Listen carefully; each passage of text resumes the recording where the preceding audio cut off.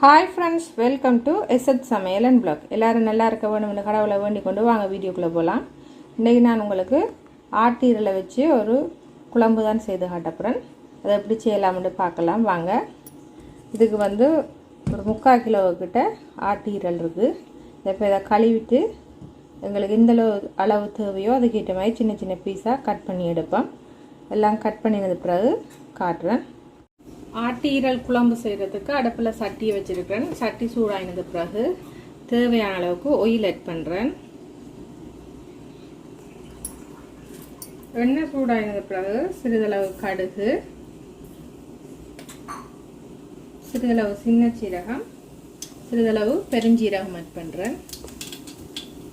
2 சின்ன துண்டு கருவாப்பட்டை, 2 ஏலக்காய், சின்னனா கட் பண்ணின பிரிஞ்சியில் 2 முழு துண்டு ஆட் பண்ணுறேன். அதையும் இதில் போடுவோம். ஒரு நட்டு கருவேப்பிலையை உருவி ஆட் பண்ணுறேன். சின்னனா கட் பண்ணின ரம்பையில் 2 முழு துண்டு ஆட் பண்ணுறேன். நல்லா இருக்கா மிக்ஸ் பண்ணி கொடுப்பேன். மிக்ஸ் பண்ணி பிறகு ஒரு மீடியம் சைஸ் வெங்காயத்தை நல்ல ஸ்லைஸாக கட் பண்ணி எடுத்துருக்கேன். அதை இதில் ஆட் பண்ணுறேன். வெங்காயம் வதங்குறதுக்காக கொஞ்சம் உப்பு தூள் ஆட் பண்ணுறேன். நல்லா மிக்ஸ் பண்ணி விடுவேன். வெங்காயம் இந்தளவு வதங்கின பிறகு 1.5 டேபிள் ஸ்பூன் இஞ்சி பூண்டு பேஸ்ட் ஆட் பண்ணுறேன். இப்போ நல்லா இருக்கா மிக்ஸ் பண்ணிவிடுவேன். நான் ஆல்ரெடி முதல் ஒரு ஆட்டு ஈரல் சிரட்டல் செய்து போட்டிருக்கேன்.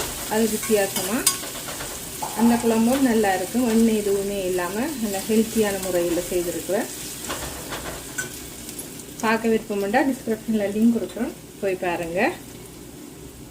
ஒரு மீடியம் சைஸ் தக்காளி பழத்தை சின்ன கட் பண்ணி ஆட் பண்ணுறேன்.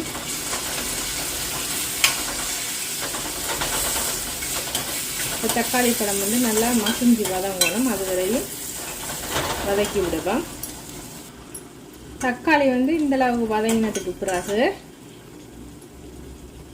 குழம்பு மிளகாத்தூள் ஆட் பண்ணுறேன். 1.5 டேபிள் ஸ்பூன் ஆட் பண்ணுறேன். உங்களோட காரத்துக்கு ஏற்ற மாதிரி குழம்பு மிளகாத்தூளை கூட்டியோ குறைச்சிக்கொள்ளுங்க. இப்போ இதையும் நல்லா மிக்ஸ் பண்ணி விடுவோம். மிளகாத்தூளோட பச்சை வாசனை எல்லாம் போய் நல்லா வதங்கும் வரையும் மிக்ஸ் பண்ணணும்.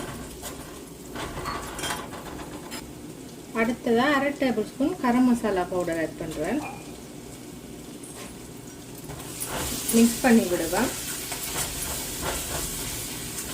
மிக்ஸ் பண்ணினதுக்கு பிறகு ஈரலை வடிவாக கழுவி எடுத்துருக்கிறேன் ஆட்டீரலை.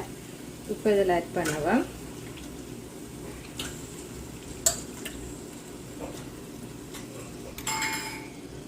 ஈரலுக்கு தேவையான அளவுக்கு உப்பு கல் ஆட் பண்ணுறேன். வெங்காயம் வதக்கிற நேரம் நாங்கள் உப்பு ஆட் பண்ணியிருக்கோம், அதனால் பார்த்து ஆட் பண்ணணும்.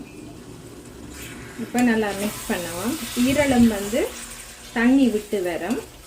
உங்களுக்கு நல்ல குழம்பா வேணுமெண்டா நீங்கள் ஈரல் வெந்தது பிறகு தண்ணியை பார்த்து அதுக்கு பிறகு விடுங்க. இப்போ நல்லா பிரட்டி விட்டுட்டு இதை கொஞ்சம் கொதிக்க வைப்பேன். இப்போ ஈரல் வெந்து பாருங்கள், தண்ணி விட்டு வருது. உங்களுக்கு ஈரல் குழம்பு ஆக தண்ணி ஆகணுமெண்டா நீங்கள் இந்த ஸ்டேஜில் தண்ணியை இதை நல்லா மிக்ஸ் பண்ணிவிட்டு கொஞ்சமாக தண்ணி விட்டு கொஞ்சமாக தண்ணி ஆட் பண்ணுறேன். ஆட் பண்ணிவிட்டு மிக்ஸ் பண்ணிவிட்டு மறுபடியும் மூடி போட்டு வேக வைக்க போகிறேன். தண்ணிக்கு பதிலாக நீங்கள் தேங்காய் பாலும் ஆட் பண்ணலாம். நான் தேங்காய் பால் ஆட் பண்ணல. ஏனெண்டா ஈரலில் லைட்டான ஒரு இனிப்புத்தன்மை எப்பயுமே இருக்கிறது. ஈரல் கறி எப்பயுமே ஸ்பைசியாக இருந்தால் தான் நல்லா இருக்கும்.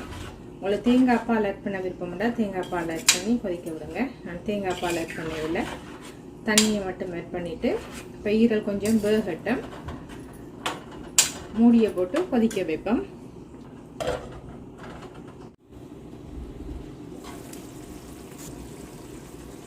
ஈரல் குழம்பு நல்லா சுரண்டு வந்துட்டு இந்த ஸ்டேஜில் அடுப்பு ஓப்பன் பண்ணிட்டு ஒரு நட்டு பச்சை கருவேப்பிலை ஆட் பண்ணுறேன். ஒரு துண்டு தேசிக்காய் புளி ஆட் பண்ணுறேன். புளிப்பு சுவைக்கு ஏற்ற மாதிரி ஆட் பண்ணிக்கொள்ளணும். ஒரு பச்சை மிளகாயும் கட் பண்ணி ஆட் பண்ணுறேன்.